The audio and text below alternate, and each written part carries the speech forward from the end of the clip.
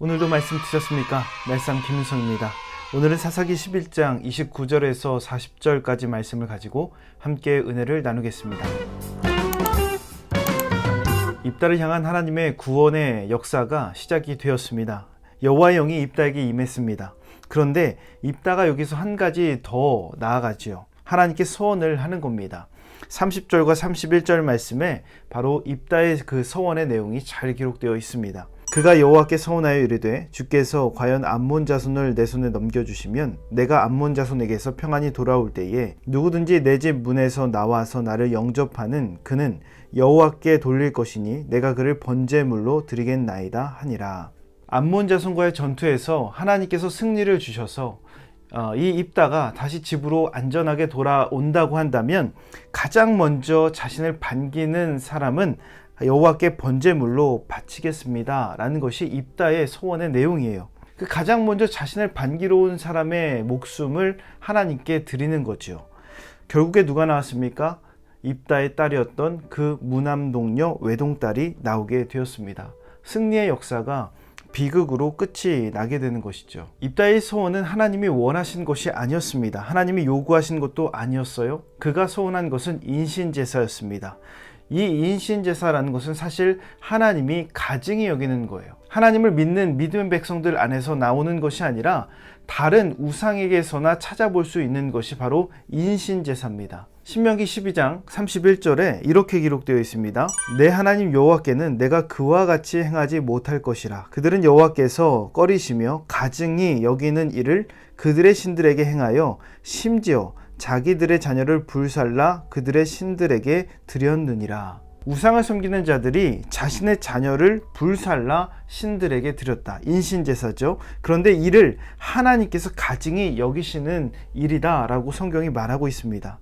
입다가 소원하지 않았다면 하나님께 승리를 주시지 않았을까요? 그것은 아닙니다. 하나님께서는 이미 입다에게 승리를 주셨습니다. 그 증거가 어디에 있는가? 29절에 보면 여호와의 영이 입다에게 임하시니 라고 기록되어 있어요. 하나님의 영이 입다에게 이미 임한 거예요. 그가 서원하기 이전에 이미 여호와의 영이 임했기에 그에게는 승리가 보장되어 있었습니다. 그러기에 우리가 오늘 기억해야 될 것이 있습니다. 첫 번째로 하나님은 조건을 보고 승리를 주시는 분이 아니시다라는 겁니다. 무언가를 드리면 하나님의 능력을 보장받는 그런 비즈니스적인 그런 모습은 믿음이 아닙니다. 이미 하나님은 고통 속에 있는 이스라엘 백성들의 통곡을 들으셨고 사사를 통해서 구원하는 그런 과정에서 입다를 통해 역사하신 것이죠. 그러기에 입다에게 여호와의 영이 임했다라는 겁니다. 이미 서원 없이 대가 없이 승리를 주시기로 결정하셨습니다. 그러기에 우리가 한 가지만 기억하면 됩니다. 하나님이 원하시는 것, 하나님이 좋아하시는 것만 기억하면 됩니다. 인신제사를 하나님이 가증히 여기시는 것을 입다가 알았다면 아마 이 서원은 하지 않았을지도 모릅니다. 하나님께 서원한다라는 것은 모두가 복을 받는 길이요, 은혜를 받는 길이요, 형통의 길로 갈 때에 하는 겁니다. 그 서원의 내용도 마찬가지죠. 누군가를 죽이면서까지 영광을 돌리는 것은 하나님이 원하시는 것이 아닙니다.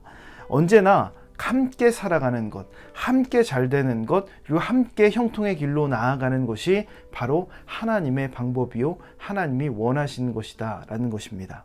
두 번째로 하나님이 원하시는 제사는 예배에 있어요. 바로 삶의 예배에 있습니다.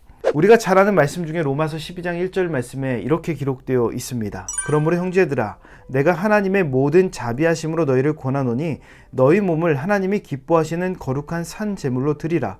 이는 너희가 드릴 영적 예배니라. 하나님이 원하시는 제사는 인신제사가 아닙니다. 바로 산 제물이요, 산 제사입니다.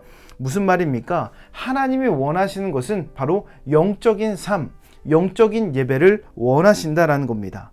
입다는 인신제사를 서원할 것이 아니라 영적인 예배, 온전함으로 모든 백성이 하나님께 돌아와 산제사 그리고 삶의 예배를 드릴 것을 서원했어야 합니다.